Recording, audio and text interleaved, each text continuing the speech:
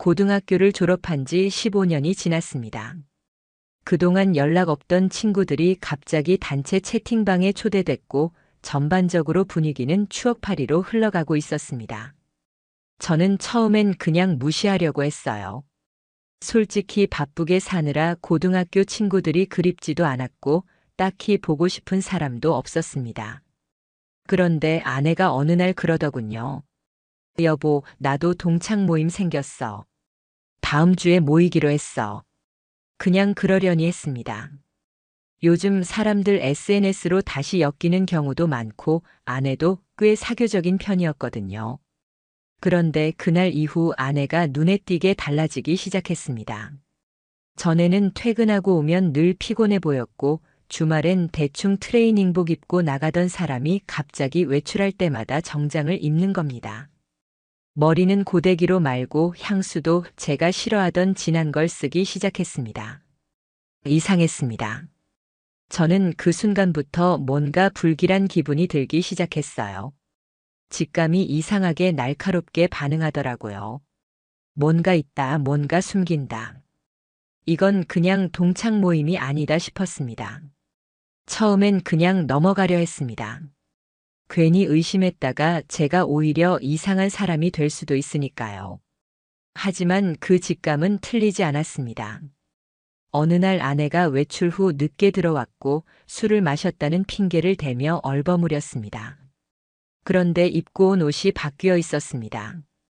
처음 나갈 때 입었던 치마가 아닌 다른 원피스를 입고 있었던 겁니다. 저는 그걸 보고 피가 거꾸로 솟는 기분이 들었습니다. 누구 옷이지 왜 갈아입었지? 설마 옷까지 준비해둔 건가 머릿속이 뒤죽박죽이 됐습니다. 다음 날 저는 아내 몰래 그 단체 채팅방을 확인했습니다. 아내가 자주 보는 노트북에서 로그인된 계정으로 몰래 들어간 겁니다. 거기엔 사진이 있었습니다. 동창 모임 사진. 모두가 밝게 웃고 있었습니다. 그런데 바로 거기에 제 친구가 있었습니다. 이름도 정확히 기억났습니다. 강도윤. 제 인생에서 절대 잊을 수 없는 친구. 20대 초반까지도 자주 어울렸던 친구였죠. 저는 숨이 멎을 뻔했습니다. 왜 그가 아내 옆에 있는 거지? 왜 둘이 유독 다정하게 붙어 있는 건가? 저는 그 순간부터 확신했습니다. 이 둘 뭔가 있다. 머릿속이 아찔했습니다. 차라리 모르는 사람이었으면 그나마 덜했을지도 모릅니다. 그런데 저놈은 제 결혼식에도 왔었습니다. 축의금도 냈고 사진도 같이 찍었습니다. 제가 소중하다고 생각했던 사람 중 한 명이었습니다. 그런데 그런 사람이 제 아내와 저렇게 다정하게 찍힌 사진에 웃고 있었다는 게 저는 그 순간 뭔가 안에서 뚝 끊어지는 느낌을 받았습니다. 저는 그날 밤부터 수면제를 먹지 않으면 잠을 잘 수 없었습니다. 아내는 그런 제 상태를 신경도 쓰지 않았습니다. 요즘 왜 그래? 예민해졌네. 그 한마디로 끝이었습니다. 저에겐 아무 관심도 없고 감정도 없는 것 같았습니다. 저는 미칠 것 같았습니다. 정상이 아니었습니다. 제가 사랑했던 여자가 저 친구와 불륜을 저지르고 있다는 사실을 직접 확인하지 못했어도 저는 이미 다 알고 있었습니다. 느낌이 그랬습니다. 말투가 달라졌고 시선이 흔들렸고 웃음의 온도가 변했습니다. 그렇게 일주일쯤 지나고 저는 일부러 아내 앞에서 동창 모임 얘기를 꺼냈습니다. 반응을 보고 싶었거든요. 그런데 아내는 평소보다 더 밝은 얼굴로 요즘은 그런 거 안 해. 다들 바빠서. 그냥 카톡만 해. 라고 말했습니다. 거짓말이었습니다. 불과 이틀 전에도 모임 사진이 올라왔고 장소는 강남의 고급 레스토랑이었습니다. 제가 퇴근하고 온 시간과 정확히 일치했습니다. 말도 안 되는 거짓말을 저에게 아무렇지도 않게 하는 그 모습에서 저는 진짜 싸늘해졌습니다. 저는 그날 밤 결심했습니다. 확인해야겠다. 이대로는 못 참겠다.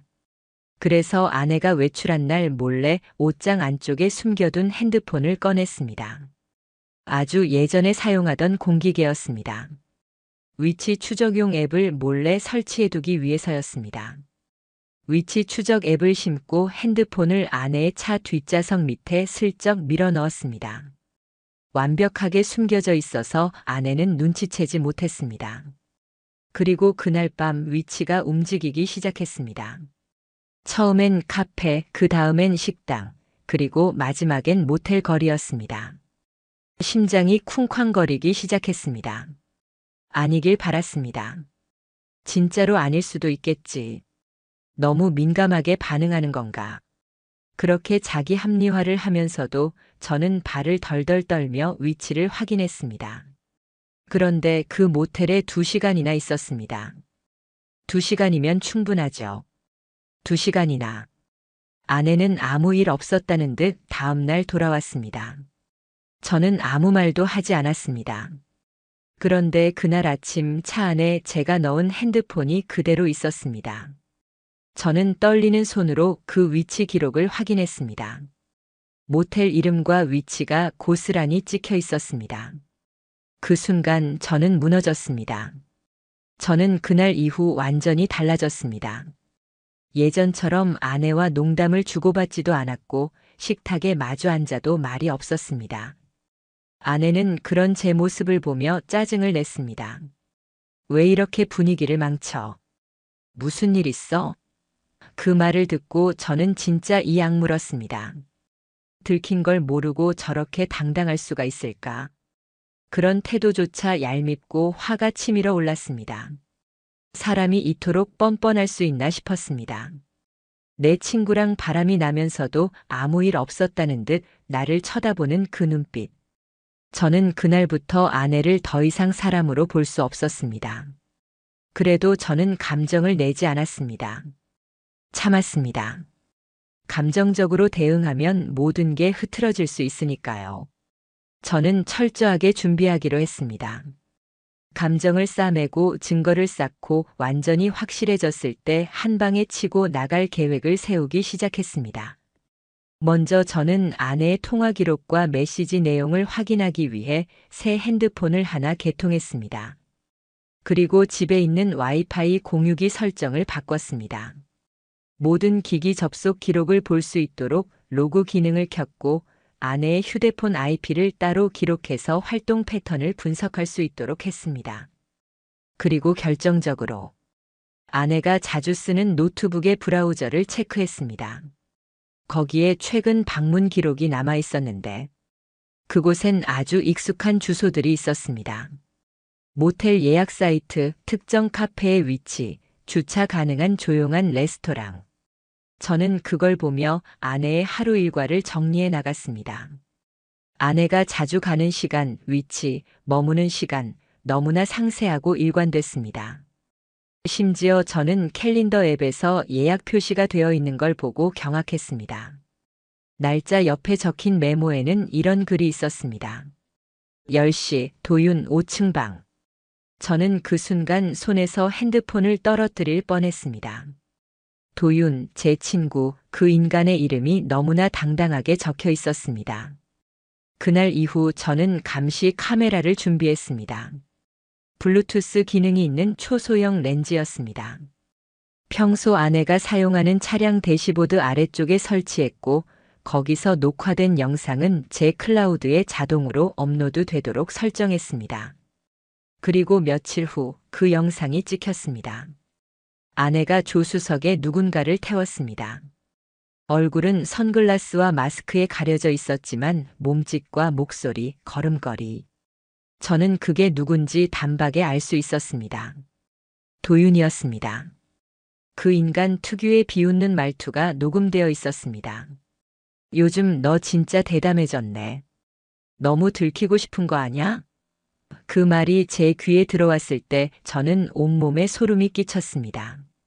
저한테는 아무렇지 않게 행동하면서 뒤에서는 이렇게 대놓고 비웃고 있었다는 게 저는 더 이상 참을 수 없었습니다. 그날 밤 저는 다시 핸드폰을 확인했습니다. 그런데 이번엔 더 충격적인 사실이 있었어요. 아내가 저와 함께 살고 있는 이 집. 우리 집에서 도윤과 주고받은 영상 통화 흔적이 남아 있었습니다. 벽지, 식탁, 소파, 그 영상 통화 배경에 전부 우리 집이 나왔습니다. 제가 회사 간 사이에 그 인간이 우리 집에 들어온 겁니다. 저는 심장이 멎는 줄 알았습니다. 제 침대에서 통화한 기록도 있었습니다. 거기까지는 절대 넘어갈 수 없었습니다. 저는 그날부터 집에 있는 모든 가전기기의 기록을 뒤졌습니다. 공기청정기, 냉장고, 조명 시스템, 우리 집은 부분적으로 스마트홈이었기 때문에 기기 작동 기록이 남아 있었습니다. 놀랍게도 제가 없던 날 정오부터 3시까지 집 안 조명이 켜져 있었고 평소 사용하지 않던 침실 공기청정기가 가동된 기록이 있었습니다. 누가 집에 있었던 겁니다. 그 순간 저는 미쳐버릴 뻔했습니다. 이건 단순한 불륜이 아니었습니다. 저를 완전히 조롱하고 깔보고 속이면서 우리 집 안방까지 더럽혔다는 뜻이었습니다. 저는 자존심이고 뭐고 다 박살났습니다. 그날 밤 저는 술을 들이부었습니다. 평소 잘 안 마시던 위스키를 꺼내놓고 혼자 원샷을 했습니다. 그리고 머릿속에서 무언가가 끌어올랐습니다. 이대로 당할 수는 없다. 이런 식으로 나를 짓밟고도 무사할 수는 없다. 그 다음날 저는 연차를 냈습니다. 하루 종일 복수 계획을 짰습니다. 제일 먼저 찾아간 곳은 법무법인이었습니다. 이혼하고 싶습니다. 그런데 이건 그냥 단순한 이혼이 아닙니다. 끝까지 갈 겁니다. 변호사에게 모든 증거를 정리해서 보여줬습니다. 사진, 영상, 통화 기록, 메시지 캡처, 위치 기록, 심지어 스마트홈 사용 로그까지. 변호사가 눈을 동그랗게 떴습니다. 이 정도면 완벽하네요.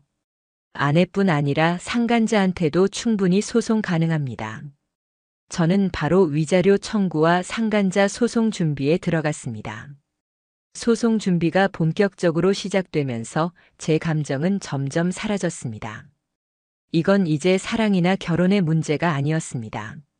철저한 배신에 대한 복수, 인생을 망가뜨린 인간들에 대한 응징이었습니다. 변호사는 아내에게 이혼 소장을 보낼 준비를 하면서도 저에게 조언을 했습니다. 정서적으로 흔들리지 마세요.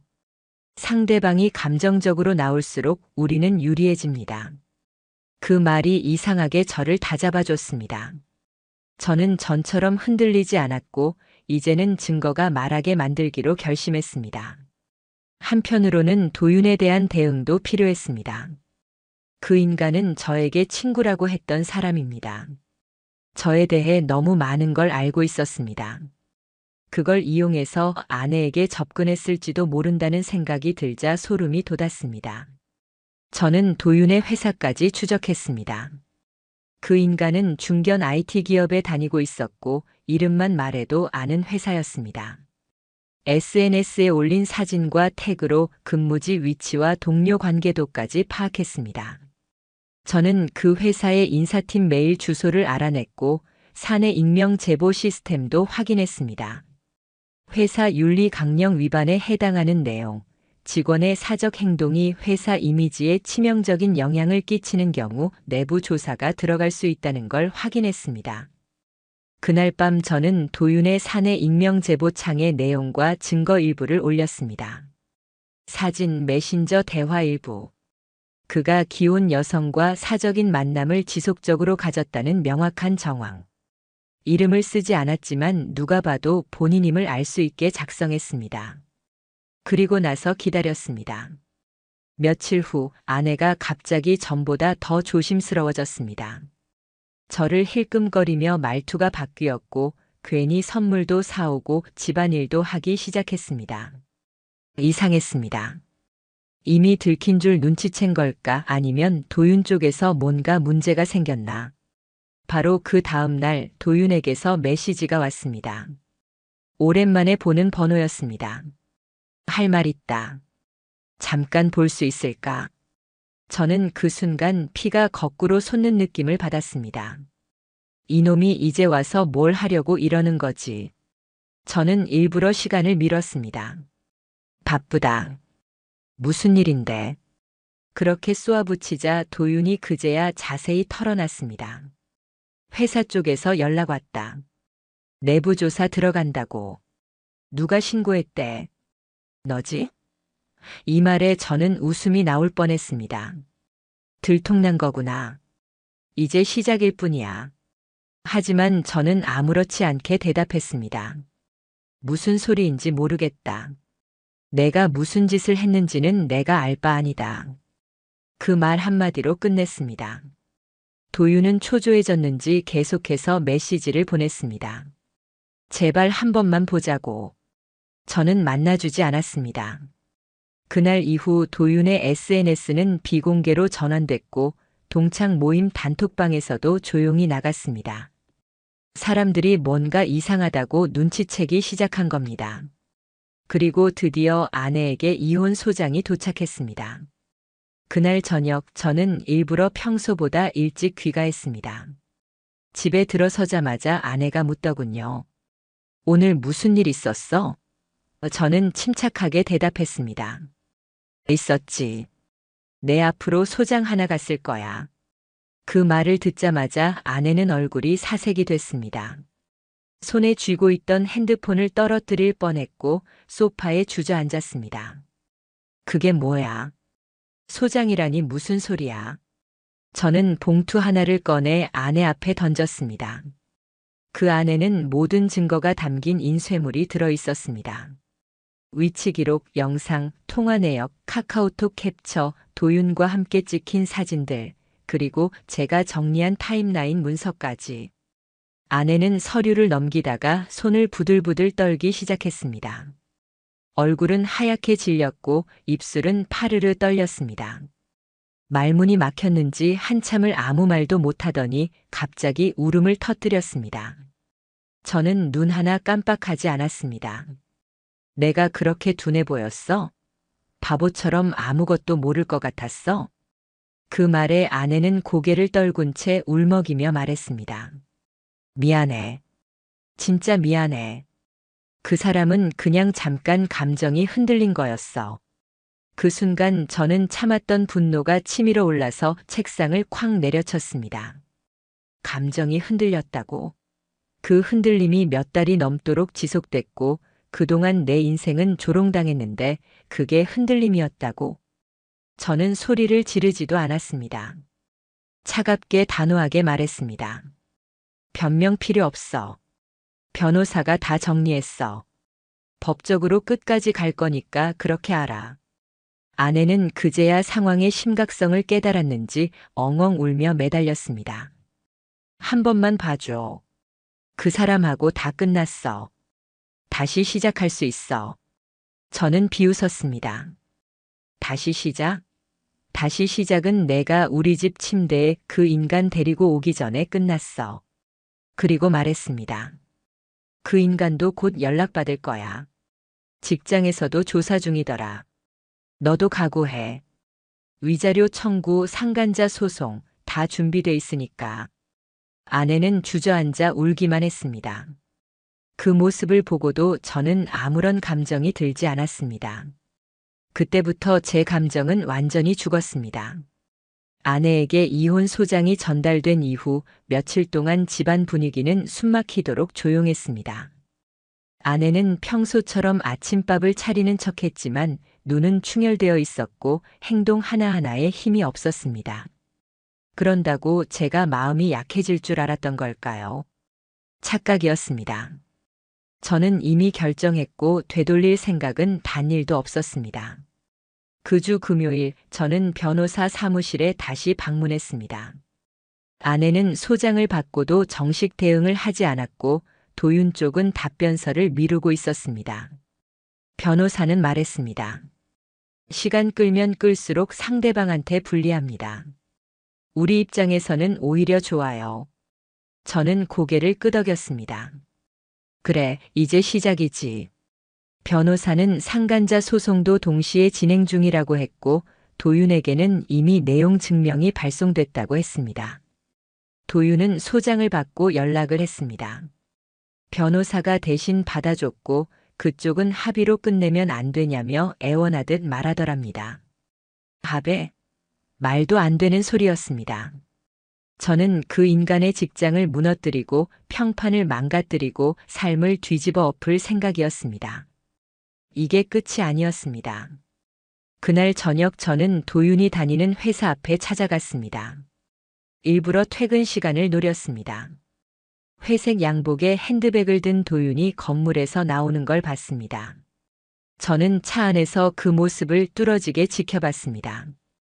도윤은 눈치를 보는 듯 고개를 두리번거렸고 얼굴엔 초조함이 가득했습니다. 그 모습을 보며 저는 묘한 쾌감을 느꼈습니다. 이제야 진짜 시작이라는 생각이 들었습니다.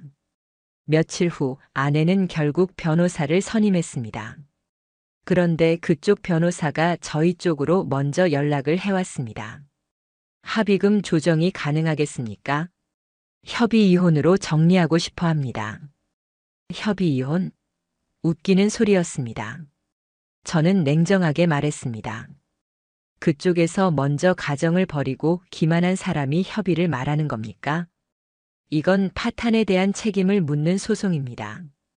그리고 저는 피부샵 명의에 대해 정리를 요청했습니다. 그 가게는 처음 시작할 때 제 돈으로 차렸고 아내 명의가 절반 들어가 있던 상태였습니다. 변호사는 말했습니다. 불륜 증거가 이 정도면 피부샵 전부를 가져가는 것도 가능합니다. 실제 운영자가 남편이고 자본도 남편이라면 분할 대상에서 제외될 수 있습니다. 저는 서류를 정리했고 사업자 등록증, 세금 계산서, 카드 거래 내역 전부 제출했습니다. 하나도 빠짐없이 준비했습니다. 그 순간만을 위해 몇 주를 참아왔으니까요. 그 다음 주 드디어 재판 일정이 잡혔습니다. 법원에서 지정한 첫 신문일. 저는 양복을 단정히 차려입고 출석했습니다. 그 자리에 도윤은 나오지 않았고 아내 혼자 앉아 있었습니다. 마주보지 않았습니다. 쳐다볼 가치도 없었습니다. 판사는 말했습니다. 불륜 사실을 인정하십니까? 아내는 대답하지 못했습니다. 고개를 떨군 채 눈물만 흘렸습니다. 판사는 서류를 넘기며 다시 말했습니다. 피해자 측이 제출한 자료는 매우 상세하고 명확합니다. 이혼 사유로 충분합니다. 그날로 이혼은 기정사실이 됐습니다. 위자료는 남편이 청구한 전액이 그대로 인정됐습니다. 4천만 원. 그리고 상간자 도윤에게도 추가로 6천만 원의 손해배상 청구가 진행됐습니다. 도윤은 그 돈이 없었습니다. 저한테 연락이 왔습니다. 제발 합의 좀 하자. 돈이 없다고. 저는 말했습니다. 그럼 대출받아. 내가 무너뜨린 가정의 값이야. 그 후 도윤은 신용대출을 신청했지만 거절당했습니다. 그의 회사에도 제가 보낸 증거자료가 전달돼 있었고 평판은 바닥이었습니다. 결국 그는 회사에서도 조사 대상이 되었고 내부 규정 위반으로 감봉과 승진 배제가 확정됐다는 소식이 들려왔습니다. 그제야 그는 다시 한번 제게 메시지를 보냈습니다. 내 인생이 끝났어. 제발 이쯤에서 멈춰줘. 그 문장을 보며 저는 아무런 동정심도 느끼지 못했습니다. 오히려 통쾌했습니다. 이런 결과를 예상 못했겠지. 착하게 사는 사람을 우습게 봤던 대가를 받아라. 한편 아내는 이혼이 확정되자 부모님 집으로 내려갔습니다. 집도 가게도 재산도 전부 저에게 넘기고 손에 쥔 건 가방 하나뿐이었습니다. 오히려 제가 생활비로 아내 통장에 입금해줬던 돈까지 회수하려는 움직임을 보이자 아내는 더는 저항하지 못했습니다. 그 이후 저는 집을 리모델링했습니다. 집 앞 모든 흔적을 다 없앴습니다. 소파, 침대, 커튼, 조명, 아내가 손댔던 물건은 단 하나도 남기지 않았습니다. 새 가구로 채운 새 공간에서 저는 전혀 다른 사람이 되었습니다. 그리고 복수는 단순히 돈으로 끝나는 게 아니었습니다. 도윤의 동창들, 친구들, 직장 동료들. 하나하나에게 익명으로 그가 한 짓을 알렸습니다. 동창회 단체방에도 누군가 캡처를 올렸더군요. 도윤이 그놈 결국 저랬네. 얼굴에 철판 깔았구나. 그 후 도윤은 연락을 끊고 잠수를 탔습니다. SNS도 폐쇄했고 회사 내에서 격리되다시피 생활하며 정신과 상담까지 받는다는 소문이 돌았습니다. 아내는 더 심각했습니다. 부모님 집에서 한동안 집거 생활을 하다 결국엔 근처 마트에서 아르바이트를 한다는 얘기를 들었습니다. 그 모든 일이 끝났을 때 저는 혼자였습니다. 그러나 그 혼자는 결코 외롭지 않았습니다. 오히려 고요했습니다. 평화로웠습니다. 더는 의심하지 않아도 됐고 누군가의 눈치를 보지 않아도 됐습니다. 무엇보다 제 자신을 속이지 않아도 된다는 게 가장 컸습니다. 도윤의 메시지를 받으며 치가 떨리던 순간, 그리고 아내가 울며 매달리던 모습까지 저는 하나하나 머릿속에서 필름처럼 돌려보았습니다. 그 모든 기억이 이젠 슬프지 않았습니다. 그냥 지나간 기록, 끝난 드라마였습니다. 이혼 소송이 끝난 지 한 달쯤 되었을 때 저는 법원에서 공식적으로 재산 분할 판결문을 받았습니다.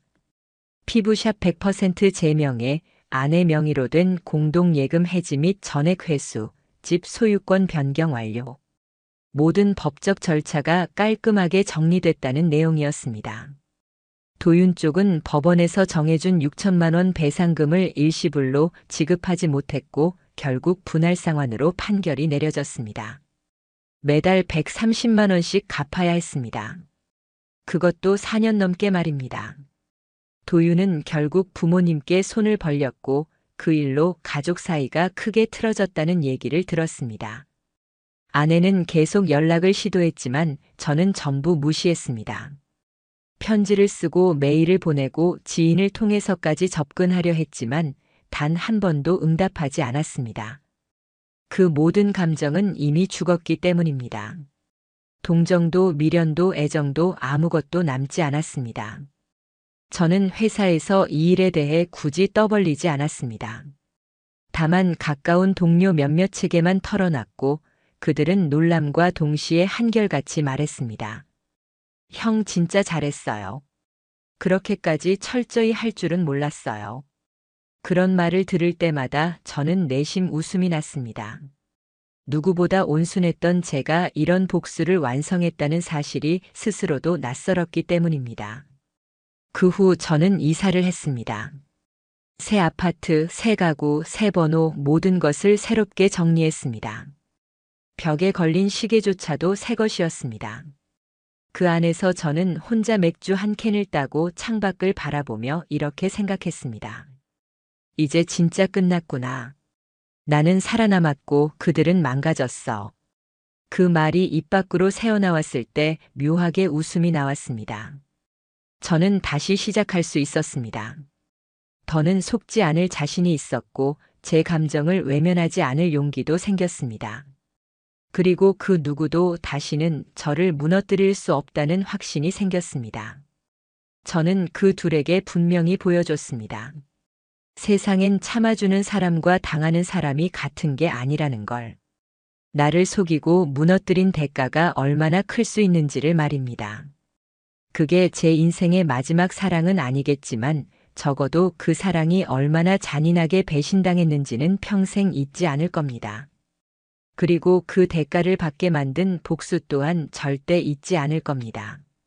그들의 인생에서 한 사람을 완전히 잘못 건드렸다는 걸 평생 기억하게 만들었으니까요.